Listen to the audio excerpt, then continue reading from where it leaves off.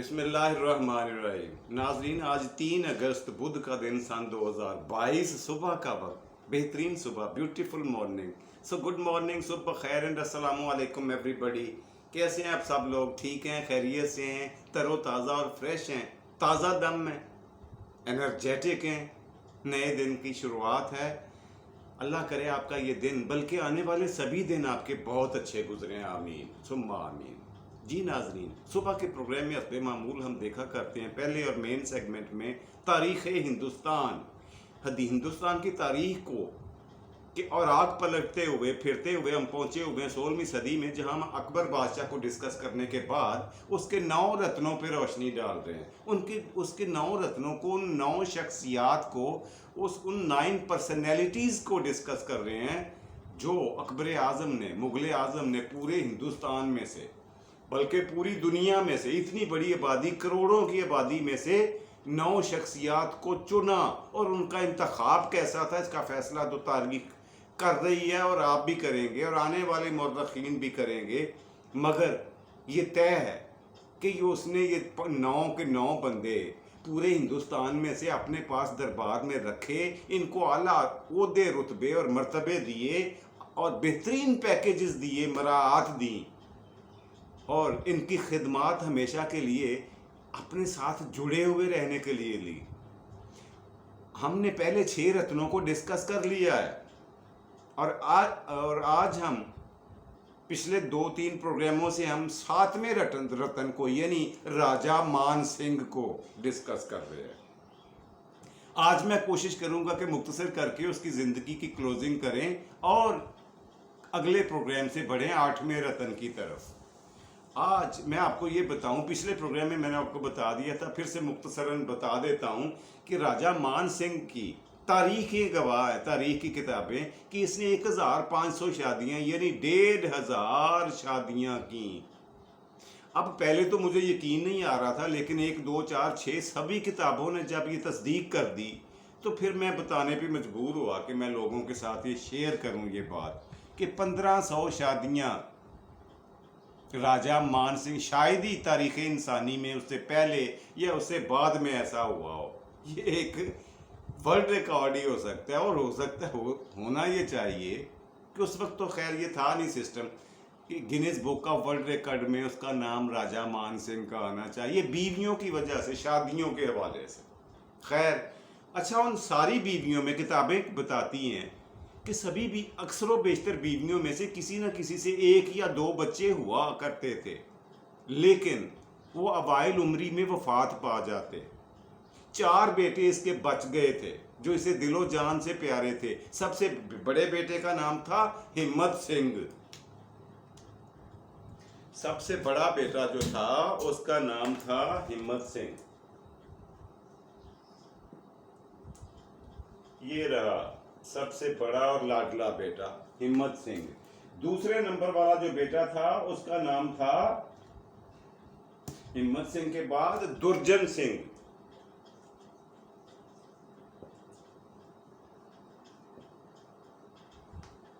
और तीसरे नंबर वाला बेटा जो था उसका नाम था जगत सिंह।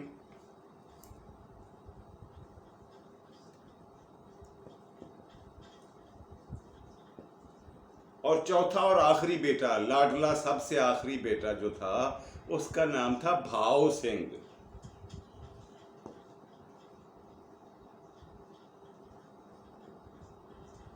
अब मैं आपको बताऊंगा कि इन चारों बेटों का क्या हुआ, क्या बना इनका। सबसे बड़ा बेटा जो था जिसका नाम हिम्मत सिंह था, इसका एक बेटा भी था, बल्कि 2 बेटे बताती हैं किताबें।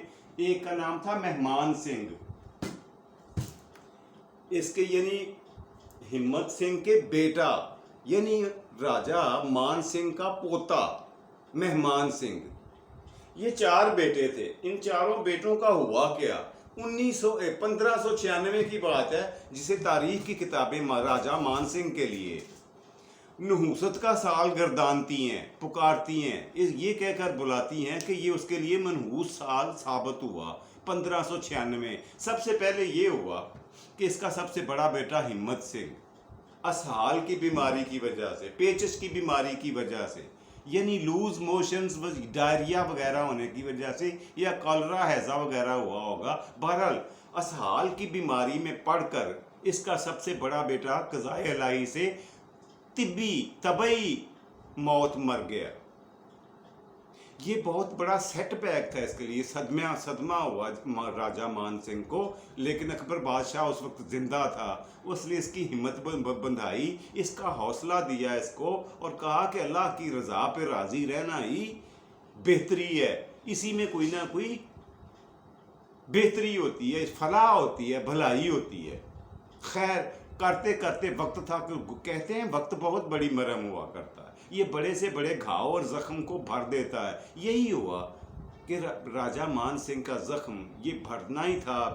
अभी कुछ ही महीने गुजरे थे इस सदमे को, कि वहाँ पे एक बहुत बड़े इलाके पर इसका अपना, अकबर आज़म का अपना मुकर्रर किया हुआ सूबेदार हुक्मरान, जिसका नाम था ईसा खान अफ़गानी।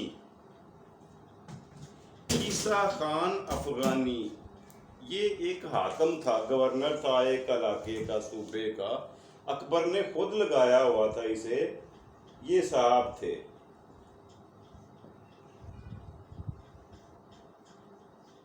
ये असगर खान अफ़गानी, इसने अपने इलाके में अलम बगावत बुलंद कर दिया, ऐलान कर दिया अपनी खुद मुख्तारी का, आज़ादी का, और इसकी कलाकमा करने के लिए, बीख करने के लिए, इसकी सरकुशी करने के लिए अकबर बादशाह ने राजा मान सिंह की तरफ देखा।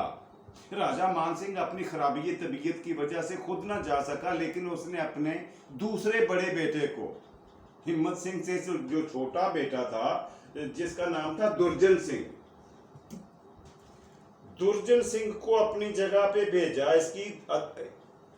इसकी बगावत की सरकोबी के लिए, इसकी बीकनी करने के लिए, इसके साथ को कुचलने के लिए दुर्जन सिंह की ड्यूटी लगाई खुद इसके बाप ने, और इसको बहुत हैवी और जदीद ब्रिगेड देकर फौज की उस इलाके की तरफ रवाना किया जहां ईसा खान अफ़गानी बगावत का आलम बुलंद किए हुए बैठा हुआ था। अच्छा, ये अभी पहुंचा नहीं, ना तजर्बाकार था, नौजवान था दुर्जन सिंह, जो शीला था, ताकतवर था, और फिर बहादुर बाप का बेटा था, इसमें कोई शक नहीं, मगर ना तजर्बाकार था। इसने अपने जर्नैलों से अपनी प्लानिंग शेयर कर दी, ये गलती की रास्ते में। इन्होंने अपने साथ जो इसके जर्नैल थे फौज के, उनके साथ अपनी सारी मनसूबाबंदी उनको बता दी, डिस्क्लोज कर दी कि हमने वहां जाके करना क्या है। अब ये सारी की सारी उन्हीं जर्नैलों में से किसी एक ने ईसा खान अफ़गानी को पैगाम भेज दिया कि ये तुम्हारे साथ, तुम्हारे मुल्क के साथ ये होने वाला है। सारी मनसूबाबंदी का उसे पता चल गया, और यूं उसने शहर से बाहर आकर पहाड़ियों में घात लगाकर अपने फौजी बिठा दिए। जैसे ही वहां पे शाही फौज पहुंची पहाड़ों के दरमियान, जैसे ही मुगल फौज वहां पे पहुंचती है, उन्होंने पहाड़ियों से निकलकर, घाइयों से निकलकर, अपनी पनाहगाहों से निकलकर यकबारगी से हमला कर दिया और आनन फानन बेतहाशा जानी नुकसान पहुंचाया मुगलिया फौज को, और इतने सर काट दिए कि कुश्तों के पुश्ते लग गए, लाशों के ढेर लग गए। अब उन मरने वालों में मान सिंह कौन था ये पहचानना, मान सिंह का बेटा दुर्जन सिंह यानी उस फौज का सिपा सालार कौन था, ये पहचानना भी मुश्किल हो गया। किसी को कुछ समझ नहीं आई कि हमारे साथ हुआ क्या है। लेकिन जैसे ही ये खबर वापस दिल्ली पहुंची तो ये दूसरा बड़ा सदमा था, और ये 1596 में ही ये हुआ, और यूं राजा मान सिंह की कमर का बल दुगना होता गया, और वो पहले से बीमार, लागत, कमज़ोर और बुढ़ापे की एज में दाखिल हो चुका था। इंतहाई अफसुर्दगी के आलम में बहुत मातम किया उसने, बहुत गिरियाजारी की, अपने बेटे की जानी नुकसान पर इंतहाई अफसुर्दा हुआ। जाहिर है बाप था और दूसरा बेटा भी जाता रहा, और वो भी चंद महीने के फासले के बाद। और पहला तो तबई मौत मरा और दूसरा जंगी मुहिम पर गया हुआ था और वहां पे वफात पा गया। अब होता क्या है कि दक्कन में कोई ना कोई मुहिम, कोई ना कोई बगावत पूरे हिंदुस्तान में सार उठाती रहती थी मुगलिया दौर में, इसलिए कि अकबर ने घेर घार कर पूरे हिंदुस्तान पर कब्जा किया हुआ था। बहुत लंबा चौड़ा इलाका अपनी जेरे नगी किया हुआ था, जेरे हुकूमत अपना महकूम बनाया हुआ था, अपनी हुकूमत का हिस्सा। और कहीं ना कहीं किसी न किसी कोने में, किसी न किसी टुकड़े में, नुक्कर में बगावत की आवाज़ और बदबू आ जाया करती थी। फिर क्या हुआ, कुछ साल भी नहीं, महीने गुजरे थे कि इसकी अपनी जो जागीर थी, जो अता की हुई थी अकबर ने जागीर, किसको? राजा मान सिंह को। उसका नाम था बंगाला। वो जागीर थी, वो इलाका था जो इनाम के तौर पर राजा मान सिंह और इसकी औलाद को अता किया गया था तख्ते दिल्ली की तरफ से। वो था बंगाला।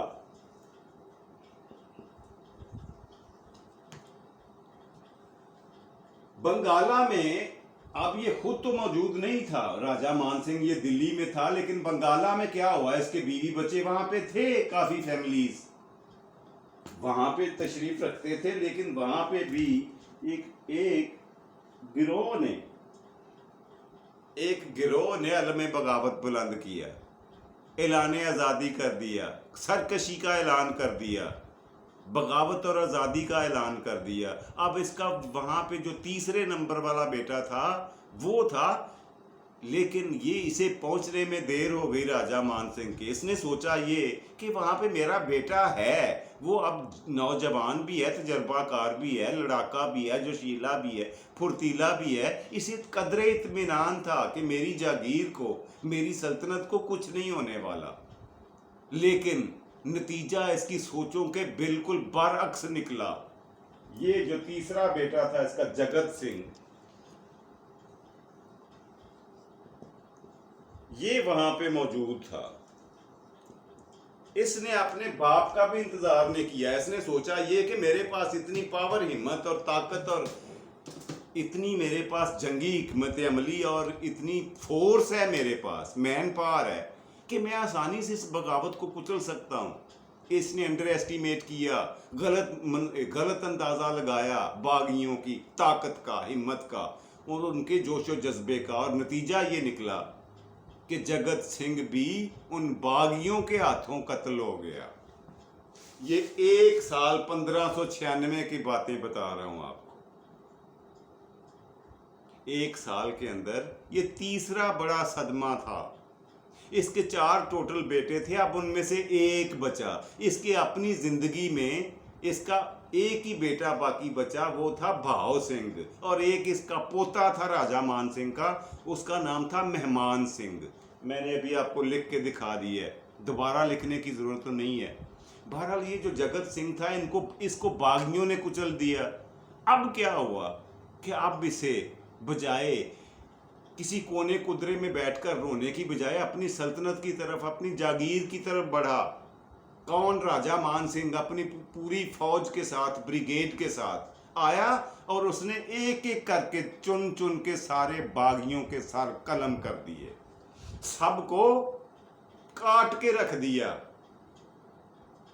बगावत का कला कमा क्या करना था, सफाई कर दी बागियों की, बंगाला से, अपनी सल्तनत से, अपनी जागीर से। मगर क्या था, जिन जिन लोगों ने भी अपने घरों पर, अपने मोहल्लों पर, अपनी गलियों पर अपनी आज़ादी के झंडे लगाए हुए थे, पूरी की पूरी आबादी इसने मरवा दी। और आखिरकार जो लोग बाकी मांदा बचे थे, उन्होंने इसको वेलकम किया, इसकी बादशाहत को, इसकी मिल्कियत को तस्लीम कर लिया और इसको अपनी जान बख्शी की दरख्वास्त की। इसने खैर वो ख़त्म कर दिया, बगावत बुरी तरह से कुचल दी। मगर फिर वही कि ये सारा कुछ करने के बावजूद इसका बेटा, तीसरा बेटा जगत सिंह, वो वापस दुनिया में नहीं आ सका और आ भी नहीं सकता था। ये वो नुकसान था, तीसरा बड़ा सदमा था जो एक ही साल के वक्फे में, कुछ ही महीनों के वक्फे के साथ इसको देखना पड़ा राजा मान सिंह को, सातवें रतन को, अकबर बादशाह के। अब क्या हुआ? अब हुआ ये कि अब ये बूढ़ा हो चुका था राजा मान सिंह, इस और अकबर बादशाह की वफात हो गई। वफात के बाद जहांगीर, शहजादा सलीम ने जहांगीर के नाम से हिंदुस्तान पर, तख्ते दिल्ली पर विराजमान हो गया। उसने अपनी हुकूमत का, अपनी बादशाहत का ऐलान कर दिया और इसकी ड्यूटी लगाई कि आपने एक वफ्द को लेकर दक्कन हिंदुस्तान जाना है। किसकी? राजा मान सिंह की।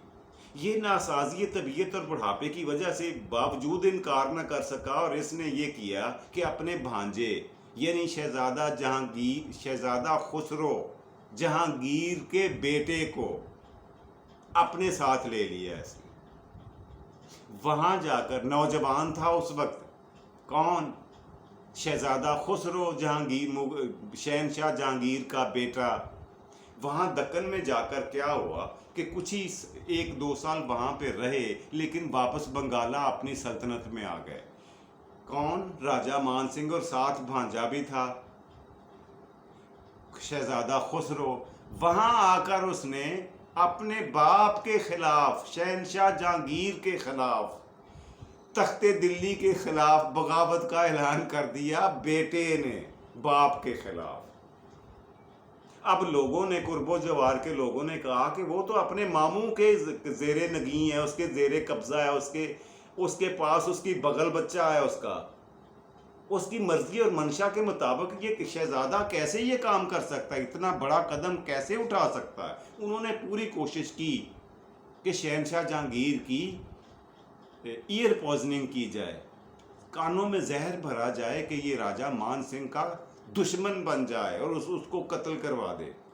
लेकिन शहजादा जहांगीर ने, उसके सिर्फ ये वज़ीर ही नहीं था, उसके बाप का भी वज़ीर था राजा मान सिंह, और सबसे बढ़कर ये कि शहनशाह जहांगीर का उस्ताद था। इस वजह से उसने ये कदम नहीं उठाया शहनशाह जहांगीर ने, और कहा ये कि मैं पहले हक़ाइक़ तक पहुंचने की कोशिश करूंगा कि ये ऐसा हुआ क्यों है। तो उसने बड़ा सख्त पैगाम भेजा राजा मान सिंह को। अगर वहाँ पे जो मौजूद थी, इनकी अपनी बरादरी राजा मान सिंह की, इसकी सल्तनत में, इसकी जागीर में, बंगाला में जो इसकी अपनी बरादरी थी, कहा जाता है उसमें 25,000 लड़ाका नौजवान तजर्बाकार जंगजू थे। अगर वो सारे के सारे खड़े हो जाते तो शायद तख्ते दिल्ली के लिए संभलना मुश्किल हो जाता। लेकिन उधर भी राजा मान सिंह ने भी कोई शैतानी इबलीसियत का सबूत नहीं दिया। उसने इंसानियत का और नमक खारी का हक अदा किया।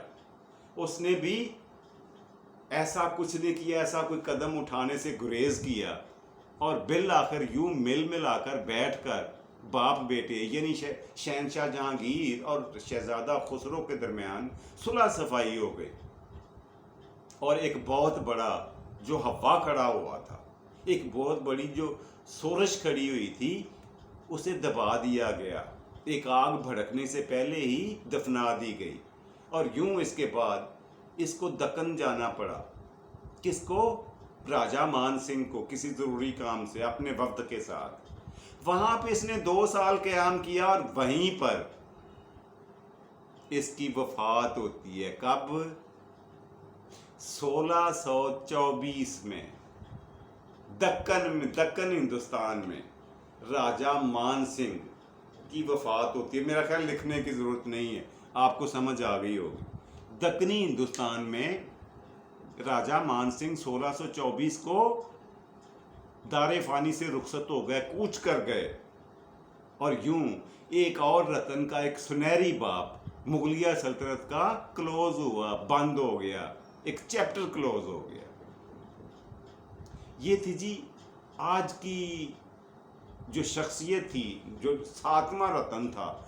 इन प्रोग्रामों की यहीं पे क्लोजिंग करते हैं। अगले प्रोग्राम से इंशाअल्लाह वल अज़ीज़ 8वें रतन की तरफ बढ़ेंगे, और वो रतन जो है, वो शख्सियत जो है, वो बहुत ही काबिल कदर और बेहतरीन शख्सियत है, इसलिए कि वो अकबर आज़म मुग़ल आज़म मुगलिया सल्तनत के दरबार के इमाम मस्जिद थे। शहनशाह इकराम साहिबान जो थे उनके पीछे नमाज पढ़ा करते थे। उन इमाम के बारे में इंशाअल्लाह अजीज़ अगली किस्तों से शुरू करेंगे। वो 8वां रतन था अकबर बादशाह का, जो बादशाह ने चुनकर पूरे हिंदुस्तान में से अपने दरबार के लिए रखा। जी, प्रोग्राम के दूसरे और मज़ेदार सेगमेंट की तरफ बढ़ते हैं, और वो हमेशा की तरह हुआ करता है आज का लफ्ज़। जी, आज का लफ्ज़ जो आपकी खिदमत में पेश करने जा रहा हूँ वो भी मज़े का है, आप देखकर खुश होंगे। रोज़ आप सुनते होंगे कई दफ़ा।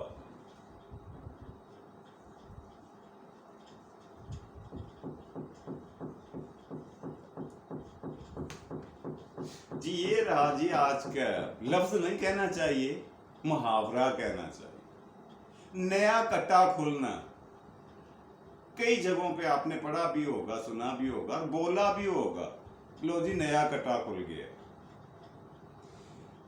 ये मुहावरा अपनी जगह पे ठीक है, लेकिन लफ्ज़ कट्टा नहीं था। ये संस्कृत के अल्फाज हैं, मुहावरा हिंदी का है, हिंदी से उर्दू में आया, मगर ये कट्टा नहीं था शुरू में। ये था, इस लफ्ज़ था गट्टू। गट्टू ये लफ्ज़ था जी।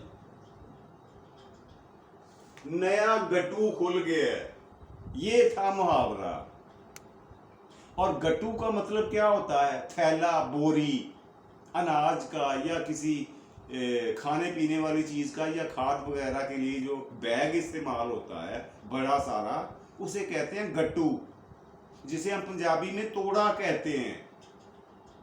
हुआ क्या, उस ज़माने में होता क्या था कि जब किसी दुकान के ऊपर कोई अनाज वाला गट्टू खुलता सेल करने के लिए, परचून में बेचने के लिए, तो लोग लेने कम आ जाते थे, इसलिए कमी आ जाती लोगों में कि ये गट्टू पुराना हो गया, जब नया गट्टू खुलेगा ना तो फिर हम लेके जाएंगे अनाज। ये जो पुराना गट्टू है, इसमें मौजूद जो अनाज है वो सैलाब आ गया है, मॉइस्चराइज्ड हो गया है, इसमें सैलाब आ गया है, ये ख़राब हो गया है, ताज़ा नहीं है। अब जब दुकान के ऊपर नया बैग अनाज का नया तोड़ा खुलता था ना, तो पूरे पिंड में शोर होता था, और नया गट्टू खुल गया, आ जाओ जिसने खरीदना है, दुकान पे नया गट्टू खुल गया। तो सारे लोग भागते थे अपने अपने ज़रूरत के मुताबिक अनाज खरीदने के लिए दुकान की तरफ, और ये गट्टू से कट्टा बन गया। लो जी नया कट्टा खुल गया। जी, ये था आज का दूसरा सेगमेंट। बढ़ते हैं आज के तीसरे और आखिरी सेगमेंट की तरफ। बहुत प्यारा सेगमेंट, आपका पसंदीदा सेगमेंट, आज की बात। जी साईं, ये फरमाएं कि आपने कभी गौर किया कि हम लोग यानी इंसान जिंदगी में रोते कब और क्यों हैं? उसकी वजूहात क्या होती हैं रोने की? या तो हमारी कोई ख्वाहिश पूरी नहीं होती तब रोते हैं, या हमें कोई जिस्मानी तकलीफ़ पहुंचती है तब रोते हैं, या हमें कोई रूहानी तकलीफ़ पहुंचती है तब रोते हैं, या हमसे कोई हमारी प्यारी कोई अजीज़ चीज़ छीन ली जाती है किसी के चले जाने से तब रोते हैं। लेकिन हर सारी सूरतों में आपने नोट किया कि रोने के पीछे जो वजह कार फरमाया है वो हमारी ज़ाती है।